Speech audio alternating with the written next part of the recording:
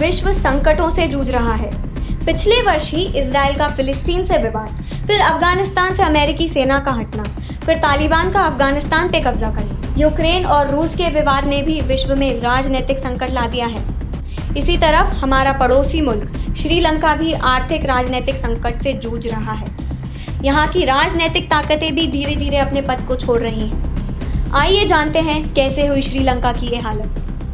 सभी जानते हैं कि विश्व इस समय महामारी से जूझ रहा है और कोरोना की वजह से दुनिया की महत्वपूर्ण इंडस्ट्रीज प्रभावित हुई हैं। विश्व की विकास दर में कोरोना की वजह से काफी गिरावट आई है।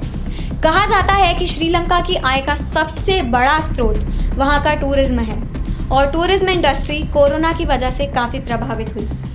इस वजह से श्रीलंका की विदेशी मुद्रा में गिरावट आई।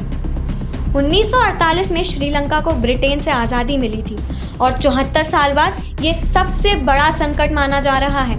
हमारे पड़ोसी देश चीन की ये पॉलिसी है कि वो छोटे छोटे मुल्कों को आर्थिक संकट में डाल रहा है और उन पे कर्ज बढ़ा रहा है। चीन के श्रीलंका में अनावश्यक इंफ्रास्ट्रक्चर के चलते श्रीलंका के ऊपर 51 अरब डॉलर का कर्ज है। श्रीलंका के राजनीतिक रसूखदारों की गलत नीतियों की वजह से भी ये संकट आया है।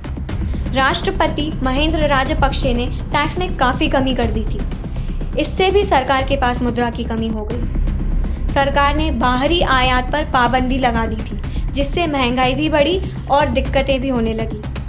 श्रीलंका में अभी हालात इतने बदतर हो चुके हैं कि चीनी यानी शुगर की कीमत 290 रुपये किलो तो चावल यानी राइस की कीमत 500 रुपये किलो हो चुकी है।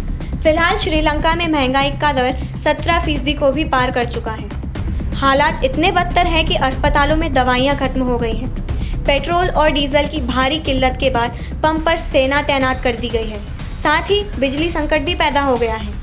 श्रीलंका में साल 2015 के बाद से महंगाई रिकॉर्ड उच्च स्तर पर पहुंच गया है, जिसके बाद सब्जी और किराने के सामानों के दाम आसमान छू रहे हैं।